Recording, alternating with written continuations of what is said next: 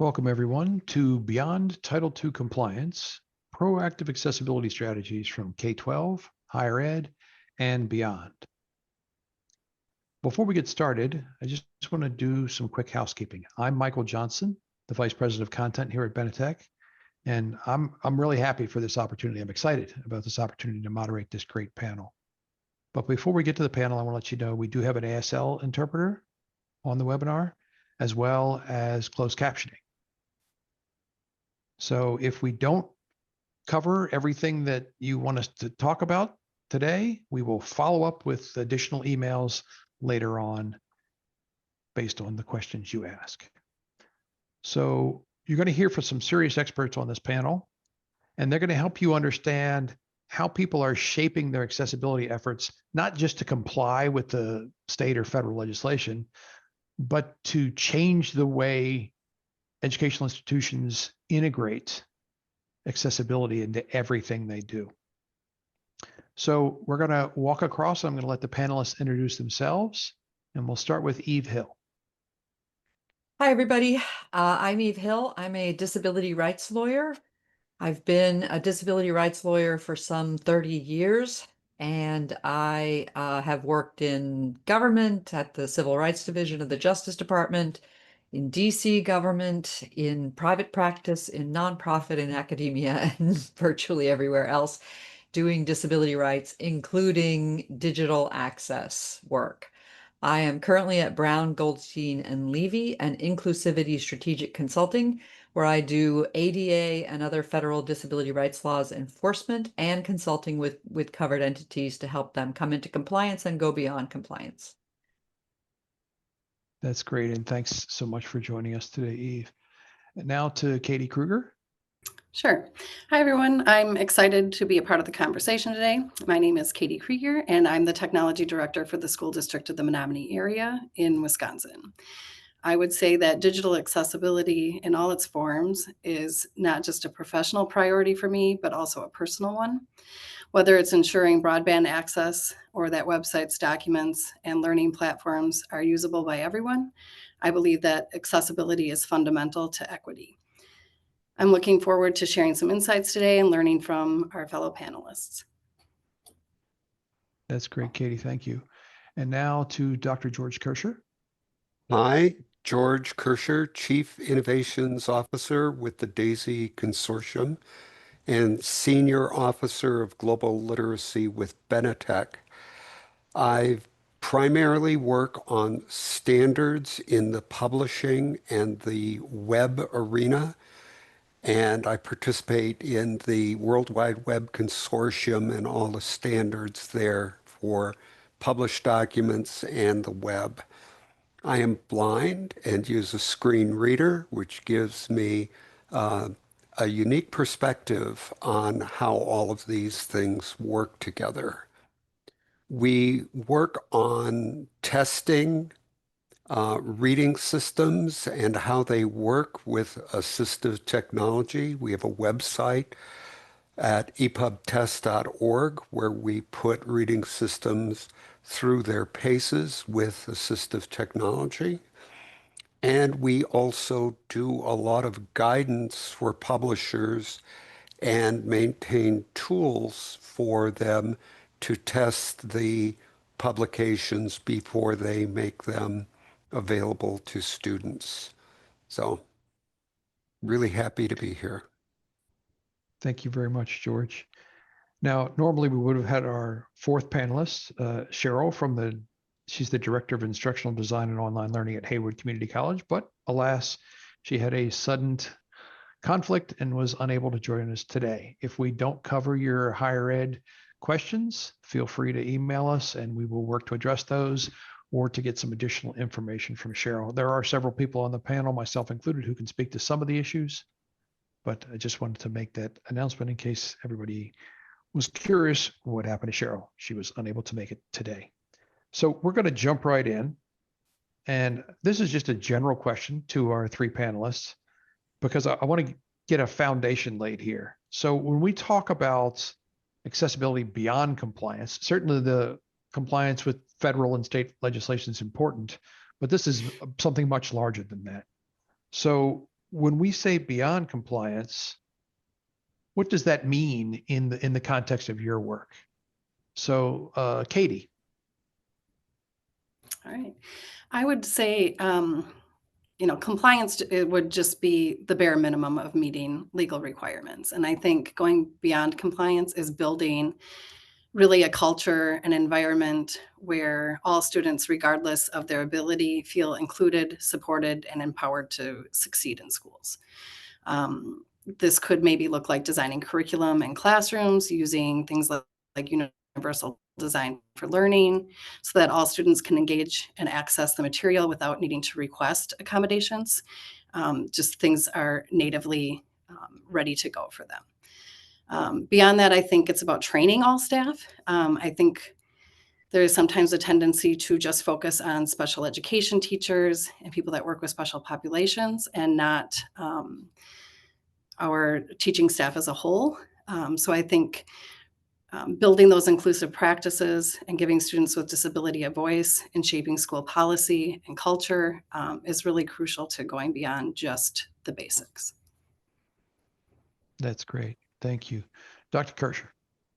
Same So question. I totally agree that the staff needs to be um, on top of accessibility. They need to understand that people with disabilities will access information in a different way than students who do not have disabilities. Reading for people who are blind involves a screen reader, and so they're listening to content. They also have refreshable Braille devices where they can read it in Braille. The students with low vision, of course, it's easy to understand that things need to be enlarged, but then the presentation of that enlarged information has to be easy to use and not have to pinch and zoom and scroll, but reflow nicely with a larger typeface. And then students with learning disabilities will also use text to speech. And here, making sure that the reading systems and the tools that are presenting information have the ability to read aloud the information and synchronize the text. So the staff needs to become familiar with that and understand how the students with disabilities will use this. And by the way, that read aloud feature is very popular with many different students and students with English as a second language. So it's benefiting the whole population, not just people with disabilities, but it's got to be working correctly. Yeah, thank you, George. Now, Eve, I know as a lawyer, you're concerned with compliance primarily, but do you have thoughts beyond compliance on how it fits in the broader spectrum? Well, I can't say it any better than that. But me going beyond compliance means not treating compliance as a checklist, but creating a culture of full equal access and inclusion and usability. So really creating a system where everyone recognizes that they have a role in making all the information available to all the students and what their role is, and they take that role seriously. And that needs to come from the top and also to be inculcated in everyone's work. Excellent, excellent. At Benetech, we talk about uh, system change. And one of the things we're trying to do in our program now is change the way educational institutions systemically view accessibility. So that's from classroom material selection to teacher and professor created materials to what sort of tools you're using to sign up for your next semester, whatever it happens to be. So think about it. We used to say, us old folks used to say 25 years ago, when you want to think digital first. So now we want people to think accessibility first. So if you start with accessibility in mind, everything's going to go smoother and everything's going to be better for everybody. So there we have it. So now we're going to jump into some panelist specific questions, if you will. It's not a speed round. Nobody get too excited, but we're gonna go through, and I'm going to start with George. So we just got done talking about accessibility, it's not a policy. It's not about compliance. I mean, you need to comply certainly, but that's sort of the opener, not the closer. But it's about the digital experiences, right? Not just reading, but also being able to participate in other programs, sign up for classes, whatever it happens to be, do your study homework, tutoring, whatever. So George, let me ask you, what do you see out there? You have this role with Daisy, and Daisy being a global environment. What trends do you see coming up around accessible digital content, both education specific, certainly, because that's our main audience today, but also in general publishing circles? What do you see coming? Well, the publishing industry has over the last 10 years actually embraced accessibility. And they have been working very hard to make their publications accessible. Now, that's not all publishers, but many of them have. And of course, we just saw last month or in June, Europe, the law went into effect that all digital publications must be accessible or they can't be sold. And that also includes the reading systems used to render the content and the websites used to procure them, or the library sites. All of those things are required to be accessible. And of course, we have this coming up in the United States in April of 26, where the digital content is going to have to be accessible to students. So that's very important. One thing to remember is that reading involves the content, which must be accessible, and then also the rendering agent, the reading system, the tool that's used to present the information has to be accessible to the student. And we're seeing some companies really working hard to make those reading systems accessible. And we see publishers, some of them working hard to make them accessible. Higher education has been leading this charge, and we're seeing really great publications coming from publishers, especially those that have had third-party certification. So programs like Benetech's Global Certified Accessible, we see the books that come from the publishers that pass this certification are just terrific, with extended descriptions of complex graphics and really being wonderful. In the K-12 arena, it's quite a bit slower, and we are just beginning to see companies paying attention to this. And we don't have as much experience in the K-12 arena with the publisher content as we have in higher ed. So good job, higher ed folks. K-12, I think it really needs to be stepped up. That's a great answer, George. Thank you. Uh, because of Daisy and your work independently and in collaboration with Daisy, we hear a lot of different talk about formats. So EPUB appears to be the best or the primary format for accessibility. Do you want to share some thoughts about EPUB or EPUB versus other formats? So uh, the EPUB format was developed in collaboration with the publishing industry that once wanted to have a single format that they could distribute to all of their vendors. So they just want to make one book and distribute it everywhere, which makes a whole lot of sense. And so EPUB was developed. It's based on HTML. So it's really HTML in a zip format. And the publishers are using it extensively. HTML is another great publishing format that's fully accessible. PDF, a pretty old format at this point, which was designed to reproduce the print version of the book, is a fixed layout format where it's not intended to have the font changed or the colors changed or spacing changed or reflow. All of this is built in and designed into EPUB and HTML, but PDF is not in that class. It can be made accessible with tagging of the document, but it requires quite a bit of work to do that. And most people I know much prefer having EPUB or HTML over a PDF document.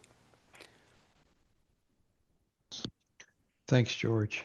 I reserve my right to further question the witness, but right now I'm going to let you go. So with that very bad legal joke, I'll shift over to Eve. So George mentioned the EAA, and while this is about Title II, if you care to make a comment on what George said about EAA, which was basically if your digital content's not accessible, it's against the law to sell it in Europe. If you have a comment on that, I'd like to hear it. Well, I think that's going to change things a lot because people don't make their digital content just for one country. You want to make it so it's purchasable and usable in every country. So the EU's law will affect us all here and will really move things forward, I expect. But that's only part of what's going on. We've also got the Title II ADA website rule, which will require public colleges, schools, and universities to make their content and platforms accessible. So that's another push forward. All right, that's great. Thanks. So going back to Title II, which after all is the point of today's session, what do you see, Eve, in your experience, which is extensive, that are the most regularly occurring mistakes that institutions make under Title II, meaning, not complying with Title II? Is there a big hit list of, 3 or 5 that are regularly occur with institutions falling out of compliance? Well, the biggest mistake is they don't do it. They just never start. So they bury their heads in the sand and assume that they won't get caught or don't really have to do this or it can't possibly actually require what it requires. So that's the biggest mistake. The second is they start too late. So the ADA Title II web rule is an instigation to get started on this, but you're already covered. So you're already late. We should have been doing this all along. We've been enforcing it against covered entities, including schools, all along. So my advice to everyone is wherever you are, it's time to get started. And how fast you have to move will depend on how soon you get started. But more practically, things that covered entities forget to do or feel powerless to do is to ensure that their third-party service providers and vendors of platforms, technology, and educational materials provide them accessible materials, platforms, and educational technology. And too often, schools in particular feel powerless to influence their vendors and suppliers and service providers. They are powerless no longer because I have to explain repeatedly, you, school, are on the hook for those inaccessible things that you use. So you must push back against your vendors and make sure that your vendors provide you accessible stuff. And sadly, you can't always take their word for it. They may or may not provide you with a voluntary product accessibility template. And if they don't, you shouldn't talk to them at all. If they haven't even tried, skip it entirely. If they do, you need to question it and you need to have the ability to test it yourself. And you need to have the ability to make them fix it if and when you find that it's not, in fact, accessible. So, that's one of the key things that people forget to do or just don't do. And then another thing that schools in particular forget is it's not just about students. It is about students, and students are very important constituents, but they're not your only constituents. You have to think about parents. You have to think about the public who come into your concerts and sporting events and other events that you put on for the public. You have to think about alumni. Many, many, many of those other constituents include people with disabilities and have the same right to access that your students do. So it's not just about students. It's also about football games and how you buy your tickets for your football games and how you caption the content during your football games or on the videos that you post of your football games and so on and so forth. So we narrow our focus too much. So those are a couple of the things that people forget. Yeah, that's great. You mentioned VPATs, and I'm not going to put words in your mouth, but I just want to make sure that the audience understands. So I didn't hear you say VPATs were bad. I heard you say VPATs are good. And if they don't do a VPAT, that's bad. And you should probably just end the conversation there. If they are doing a VPAT, that's a good opener for the conversation, but that's not the end of the conversation. Did I summarize that in a very non-lawyer way? Yes, and the first word of VPAT is voluntary. So your provider may think, well, it's voluntary whether I actually tell you the truth about the accessibility of my product. So you're the one who's in the end responsible to the individual who gets excluded. You have to take on that responsibility and check their work. So it's important to have a mechanism to check the work of the vendor who provided you a VPAT. It's also important to read the VPAT and know what it means. Partially compliant means not compliant. So you have to watch out for those wiggle words in the VPAT. And That's many of great. these vendors don't even know that their product is not accessible. They have not actually done testing with people using assistive technology, Right. and they're completely unaware. So they think their product is accessible, but they don't know it and they haven't tested it. And then you have a student who's using a screen reader and hits a wall, and that's what you don't want to have happen. Yeah, that's excellent.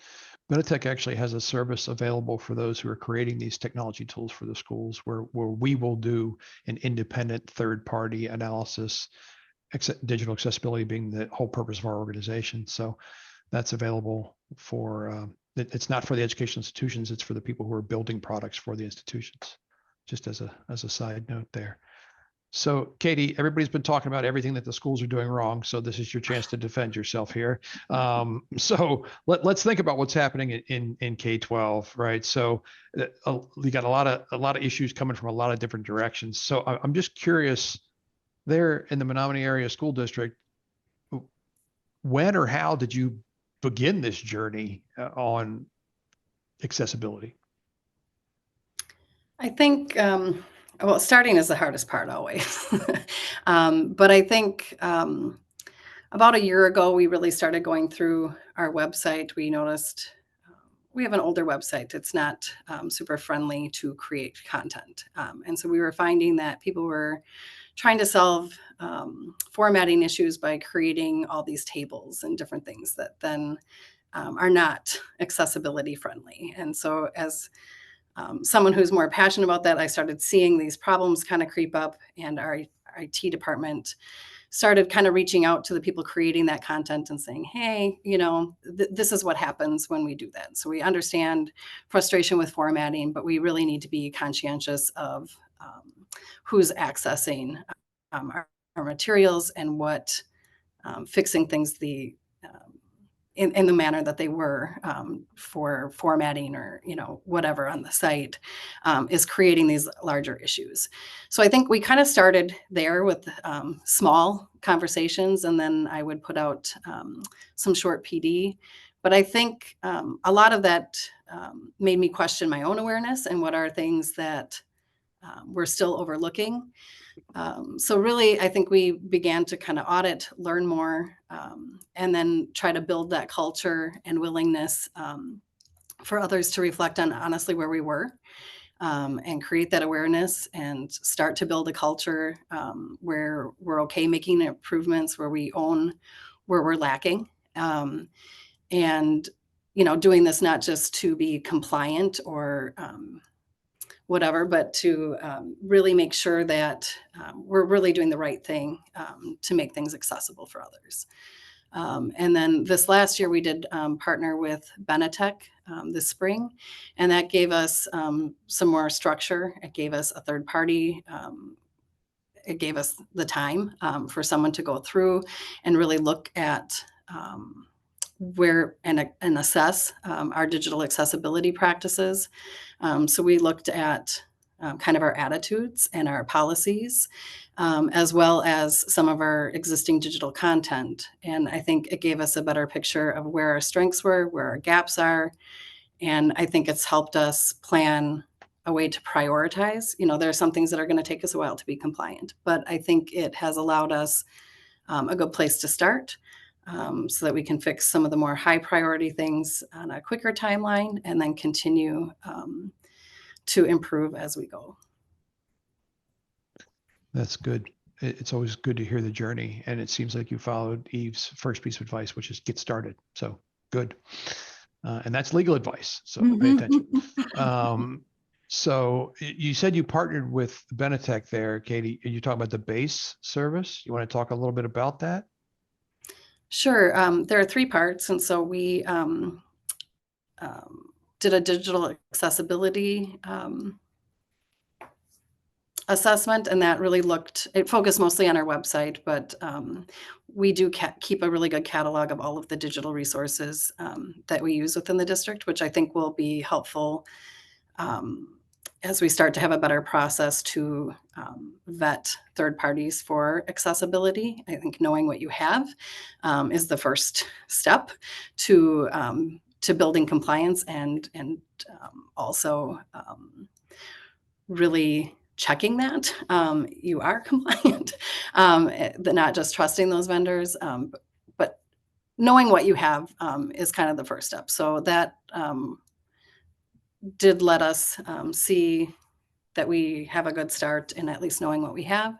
The website audit, I would say, was very comprehensive. And the really nice thing about the way that audit was done is that everything was prioritized as high priority, medium priority, low priority. So I actually was pleasantly surprised at where we were. I think maybe we accomplished more than I thought as the IT department kind of started doing less formal audits the year prior. So we didn't have a whole lot of high priority things, which felt good. We have a lot of the same issues repeated, which means that maybe less professional development than we thought. Like, we can teach you these 3 things and that solves, maybe 90% of our problems. So I think that was very helpful. I will say the maturity model that we went through was more of a questionnaire. And so I sat down with our other department chairs and some other key school staff to go through, for our staff handbook. Do we have a way for staff to say, hey, I need these accommodations? Or, do we have a process in the curriculum department when we're ordering new textbooks? Or are we providing professional development for how to make things, documents accessible from the get-go? And that was hard. They were difficult conversations, and that we are definitely not where we want to be. And we see a lot of room for improvement. But I think in going through and talking with the folks at Benetech, when we look at that, there were a lot of things that we could do to immediately improve that were small but impactful. So I think, again, it just is a really valuable tool for knowing where to start and what needs to be done and building a plan. Because again, I think sometimes identifying your gaps, it can be difficult to just do that internally. So having a framework to do a good self-eval and start those difficult conversations and look at where we want to be, I think was invaluable. So the That's maturity great. Thank you. model, the questionnaire helps understand where the staff's at in their accessibility growth toward maturity. Is that right? Yes, I would say there are a lot of questions like, do you provide professional development for different things? Do you have a policy that says where how students or parents or staff communicate that they need an accommodation or are struggling with something? So a lot of those kinds of questions, a lot of adoption questions, a lot of like, do you have a process when you're working with third-party vendors? And so there are a lot of things that we don't currently have or that we have but isn't formalized or isn't necessarily well documented. So I think we had a lot of quick wins in just making sure that we say the implied things out loud. That's great. Eva, I'm going to circle back to you because we heard a lot from George and a lot from Katie about third parties and institutional staffing and lack of resources and things like that. I'm going to ask you two very specific questions and answer as you see fit. The first one is there any way out if I'm an institution? Do I get to say I don't have enough people, or it's not a high enough priority, or we don't have the staff expertise, so this doesn't apply to me? I can not do it because I'm too small or underfunded or something like that. Is there a way out from the regulation? Not exactly. It doesn't exempt you based on size. You have an extra year if you're part of a jurisdiction that has less than 50,000 members, but that's not judged on based on the size of the school. It's based on the size of the jurisdiction that you're in. So if you're a state school, you got the whole state. You have to be done by April of 2026. If you're a very city-based community college in a small city, maybe, then you would might have there might be less than 50,000 people in that city, and you have an extra year to get your work done. So there's that. But there's no, and you're already covered by the ADA Title II's requirement for equally effective communication. So you still have to be doing this on at least one at a time basis when you have a student with a disability. So there are defenses to the ADA Title II reg. They are undue burden, which means in light of all the resources that you have available, you can't do it. And what that really means is in light of all the resources we have available, we can't do it any faster than we're doing it. But that's in light of all your resources, not just the resources that you happen to have dedicated to this. And fundamental alteration, which means it can't be done. This thing can't be made accessible for whatever reason. I have yet to see a fundamental alteration successfully claimed, but you can rely on undue burden. In order to make an undue burden argument, you have to document in advance by a person with high level and budgetary authority that you are doing this as fast as you can, which means you pretty much have to have your plan in place already and have to be unable to get whatever thing is being challenged done. Not because you said, well, we don't really care about that, we're putting it to the end, but because it would just be impossible for you to do it given the resources that you have. But you basically have to make your plan already in order to assert that defense, because it has to be written down, it has to be justified, it has to show why you don't have the budget to do it, and all those sorts of things. Okay.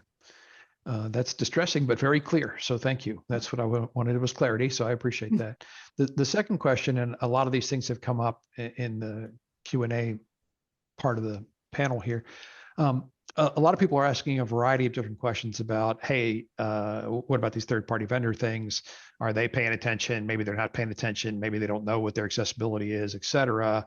So what happens there? Does the institution get to say, well, I bought this thing from company X. That's not my thing. I bought it from company X. So go after company X.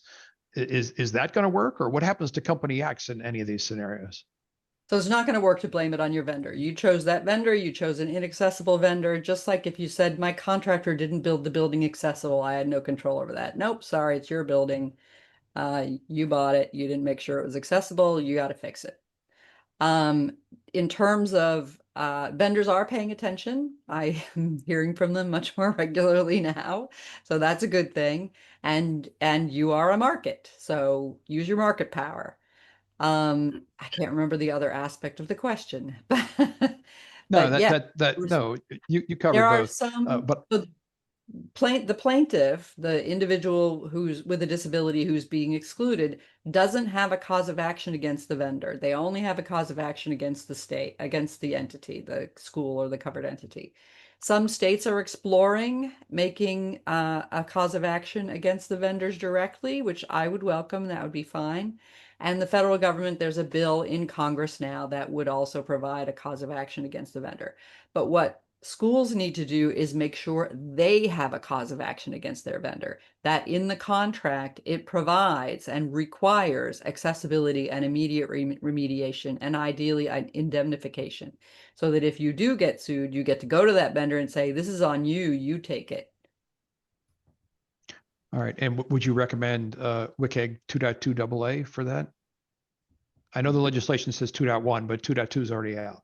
The regulation says 2.1, so you have to meet 2.1. Most courts have gone with 2.0 or 2.1 so far because 2.2 is out, is new. But yes, you want to stay current with the most accessible version. And those versions build on each other, so you don't become non-compliant with 2.1 if you comply with 2.2. Right. Now, I'm going to get all lawyerly on the lawyer. Perhaps you could use language that says prevailing current standard, and then you don't have to keep going back to the document or something like that. You Is could that do good? that. Look at that. Look at that. I said a legal thing to the lawyer. Okay, good. So a different part of that question, and then I'm coming back to you, George. A different part of that question is, we talked about VPATs, we talked about ACR. Well, we didn't talk about ACRs, but ACRs is sort of another flavor of a VPAT, a little bit more formal. But what do you recommend, Eve, when it comes to vendor X seeking third-party independent certification or approval or whatever? It's a great selling point, honestly, because it'll reassure your clients. And some of your clients don't have the resources to test the stuff themselves. So having Exactly. something that can really reassure them that your product is in fact accessible and going to meet their legal requirements is a real benefit. Okay. So George, as previously mentioned, I'm coming back to you. So, a lot of standards and a lot of activity back and forth about where things are today, which is important because we're all planning. I want to back myself up there. Eve's pointed out several times, and I just want to stress this point. Anybody waiting for April is already too late because all of these things you're already out of compliance for years on other aspects. And this is just a sort of a forcing agent that the April 26 and April 27 for these things to come in under a higher visibility. So George, we've been talking about the past. Now I'm going to ask you to put on your wizard's cape and take us into the future. What advice would you have for institutions to prepare for the future around their technology and their content strategies? What could they do today, whether it's contract language or professional development or whatever it happens to be, to help them prepare for WCAG something else dot something else or EPUB something else dot something else? So I'm going to split this into higher ed and K-12. So in higher education, any professor who is selecting a title that is not accessible is putting their institution in jeopardy. And you can go to the, like Vital Source is a vendor distributor of books, probably is the largest in higher education, and they show the accessibility metadata of the title. If a professor is picking a book that is no accessibility metadata, versus one that has clearly accessibility metadata and shows that it's accessible, that's just crazy that a professor would do that, really putting the institution in jeopardy. In K-12, the methods of selecting titles is completely different. And we have adoption states and open states. And but the districts will be purchasing, licensing the content. And they usually do it on a cycle. They'll pick biology one year, math next year, history the next. Absolutely, positively, in your next adoption cycle, you need to put in your policy and procedures that the titles that you select, the platform that you select, must be accessible. You need to have language in your contract that nails this down and make sure that the vendor is going to be responsive. These publishers need to have their content certified by a third party. I would always require that, not a VPAT, but third-party certification of the content that they use. And they should have the reading system that's used for that content identified. It's really difficult for students when they're in seventh grade. They go to a biology class. They've got one textbook on one platform.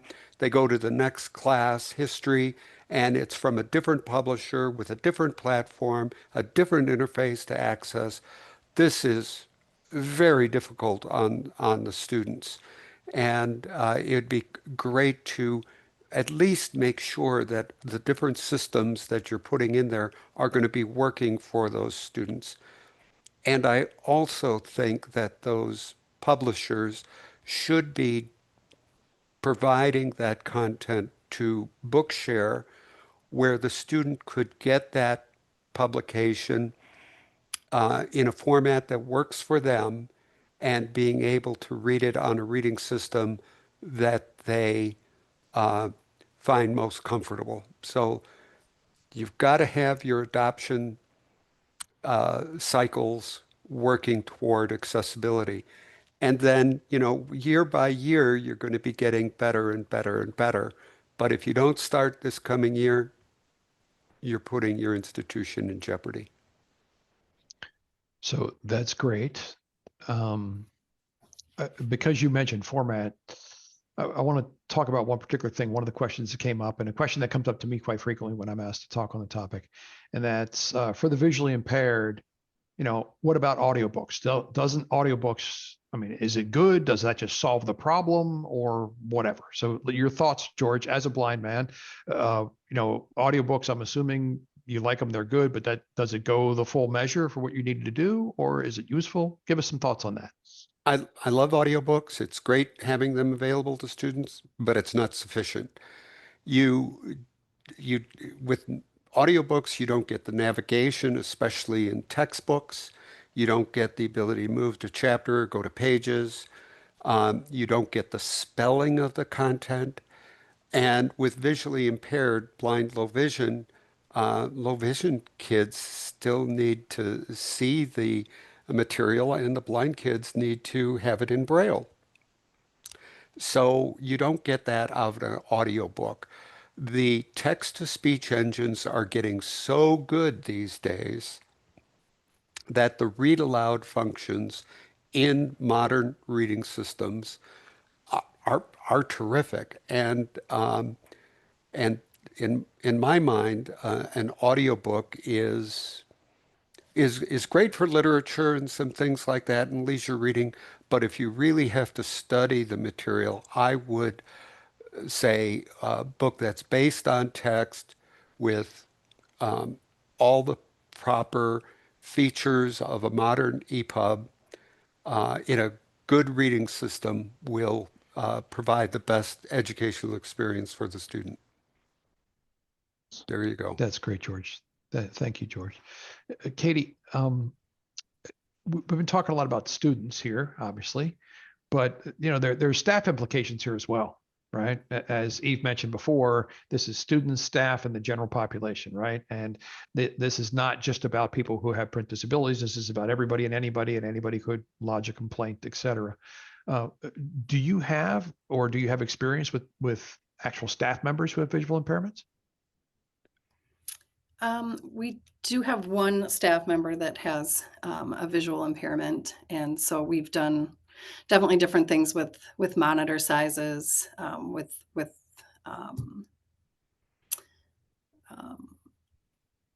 other ways to access some of the materials. I would say this person doesn't use like a screen reader, those kinds of things, but needs to, we've done some trainings with her to understand some of the accessibility features on her computer so that she can magnify when she needs. It has helped us understand how things scale or don't scale when you're looking at things on different sized monitors. But I would say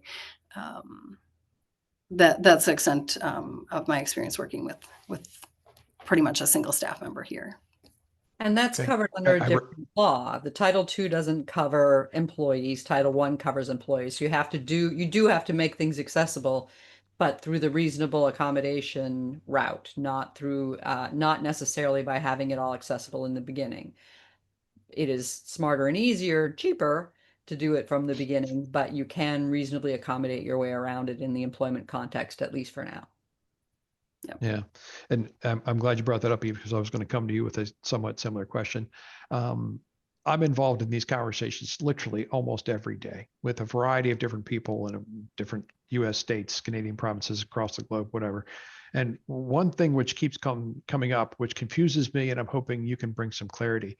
I've heard a number of different people say using a variety of different words in a variety of different settings, say, oh, well, we don't take Title II funding, or we're a private university or whatever, so we don't have to pay attention to this stuff. So could you provide some clarity to that, Eve? Title II has no connection to fundings. That's Section 504, which covers entities that receive federal funding, and they already have the equally effective communication obligation that the web rule is based on. Title II covers all public entities, anyone related to a state or local government jurisdiction. Title III covers places of public accommodation, which include private schools. Private schools don't currently have a web reg. There is no web reg issued under Title III yet, but they are still already covered by the effective communication obligation. So the law is already enforceable against private schools as well. It's just that you have whatever choice of standard you want for accessibility. You don't have to use WCAG. There isn't another standard, but if you can come up with one that ensures effective communication, you are free to use it. Title II entities as of April will have to use WCAG 2.1. So it seems like every time I ask you a question, Eve, about, hey, somebody told me there was an off-ramp over here or a hut that I could hide in or whatever, there's no off-ramps, there's no huts to hide in. Just do it right and get on with it. Get started. I keep hearing you say that. Take a step, get started. Yeah. So Katie, you've said a couple of times that you're from a smallish school district here in Wisconsin. What were you able to do, or what do you hope to do working with your colleagues across the district to make this whole process more sustainable? Because the plan can't just be, oh, Katie takes care of that. I mean, we need some, maybe your boss thinks that, but I'm trying to be realistic here. So what are you doing across the district to raise awareness and make the whole thing more sustainable? I think working with our other department leaders has helped a lot too, because it's definitely shed a light on the need for some more professional development. I think being able to talk openly about where we are with digital accessibility, the more that we can emphasize that it's not just a special education issue or a student issue, but an everyone issue, and that we're looking to benefit everyone in our community and even outside our community that might be considering our community. Is kind of the first step, is just to understand why this is important, and start with the why. In terms of challenges, I think, we definitely have capacity constraints. It is really tempting for people to say, let's make this a Katie problem. And so I think, just understanding that this is a shared problem and that we want to do things right the first time instead of trying to go back to the website and fix something, or, have a teacher create a bunch of digital content and they're saving everything as PDFs that are less accessible than some of our other options, right? So I think just having a good understanding and being proactive with a lot of professional development right now is key. I think another area that is definitely a challenge for us is working with those third-party vendors. And I think as a technology director, I've done a lot of work to get data privacy agreements, and that's also kind of like pulling teeth. And getting our building leadership, curriculum leadership to understand how to incorporate that in an adoption process was quite a process. And I think we're going to have a similar struggle, but it's important to emphasize having a process for adopting these third-party digital tools in terms of accessibility. So I think one of our challenges is to figure out some language that we're going to use other than just asking for those voluntary product accessibility templates. That's an easy keyword for us. We're a small school. We want something easy to like grab onto and ask vendors. So I think we are going to have to look at what is that going to look like as we continue to adopt things. And as other folks have pointed out today, our K-12 vendors have a long way to go on making things accessible and having those conversations with us. And, having that recourse is going to be really important in our contracts. So I think that will be something I think that our leadership really needs to start working on this year, so that as we go through those adoption cycles that George was talking about, we are making sure that these vendors are going to do right by the folks that need to access their materials. That's great. It can't be a Katie problem. It can't be an IT problem. It can't be a Department X problem. This is institution wide, whether you're a provost or a district superintendent or whoever you are, headmaster at a private school. This needs to be across the entire organization from the beginning of the process all the way through to student success. So Eve, I've so much enjoyed you reminding me there's no place to hide. I do have, I haven't done anything wrong, so I'm not hiding. One other thing which has come up in several conversations around this, and actually we got some stuff in the Q&A during this session. I'm not asking you to make a political statement or even, get too dicey, but some people are interested or concerned or perhaps not convinced that in the current environment, these laws will not be enforced. What I have seen from Secretary McMahon and from the proposed new head of OCR is quite the contrary, but perhaps you have more information. So it's not just the Department of Education, it's also the Department of Justice, which has continued its ADA enforcement efforts. So it looks all right from that point. But even putting aside the federal government, so say the federal government's not going to come after you. I am. There are plenty of private lawyers out there. If students who are being discriminated against have no federal agency to take their complaint to, they're going to go to private lawyers. And that is bad for schools. Schools, you don't want to be dealing with a private lawyer. You're much better off dealing with the federal government, who will give you a long period of time to negotiate, provide you tons of free technical assistance, and then give you a long period of time to comply. A private lawyer is not going to give you a long time to negotiate. They're going to go to court early, and they're going to make you pay them when they win, unfortunately. So you pay the lawyers of the other side when you win. This is not great, and they won't give you a long time to do it. So it really is not dependent on what the federal government does.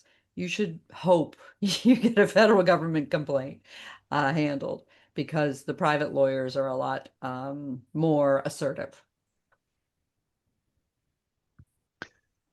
Again, I appreciate the clarity, as scary as it sounds. So sorry, I just went on to my terrifying horse. No, it's good. It's important, Eve, that people hear from a seasoned expert such as yourself of this is the reality, not something they saw somewhere or heard somewhere, but this is what's really going on. Because what we're trying to do here is help people understand not just the issues, but the implications of their decisions and encourage them to take that first step. So as we begin to wrap up here, I'll give you a rest, Eve, and come back to you last, but you may have already said what you're going to say, but I just want each of the panelists, just very quickly, what one thing would you say to all of our attendees in the morning, or depending on where you are, maybe the rest of this day, Just go do this. What's the one takeaway? Go and do this. George. Make sure your adoption cycle that's coming up has got a clear accessibility goal and process on how you're going to achieve accessibility. Make sure that when you're writing the contract that you enter into, that there's clear, rock solid language that go talk to Eve and ask her what to put in I can in the help you with contract. Because that contract is going to be super, super important. And I'm really afraid of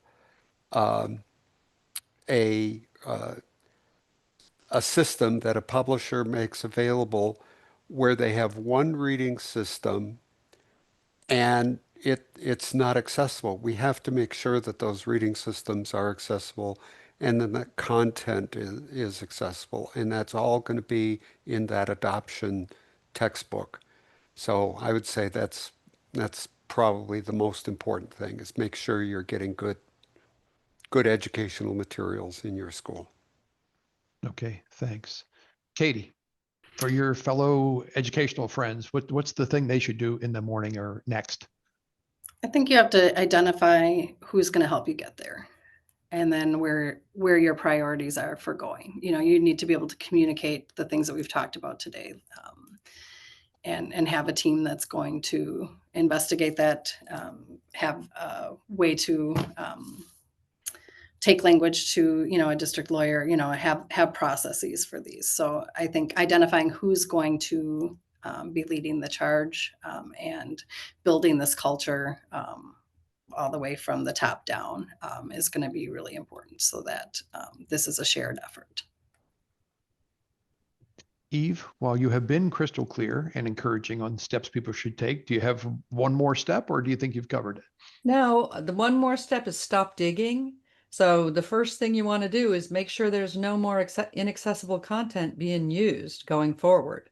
You've got a remediation project ahead of you already, but stop putting new stuff in that's inaccessible.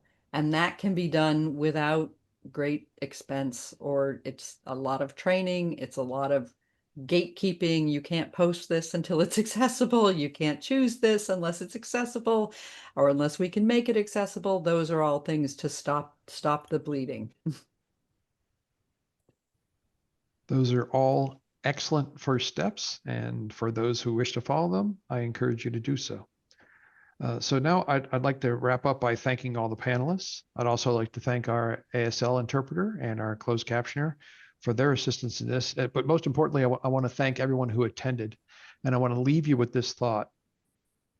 Benetech is an accessibility standards and services organization, and we exist to help other organizations solve the problems we've been talking about today. So I beseech you to please let us help you solve these problems. If we didn't get to your question, I apologize. There will be email follow-up, and the whole session will be recorded and available for further viewing. Anybody should feel free to send me an email directly, michaelj@benetech.org. I will answer it as quickly as possible. It might take 2 minutes, it might take 2 days, but I will get to it as quickly as I possibly can. So thank you again, panel. Thank you, ASL interpreter. Thank you, closed captioner, and thank you, audience. I hope everybody has a great rest of their day, and I hope all of you go and take that first step. Thanks a bunch. Thank you. Thanks. Thanks.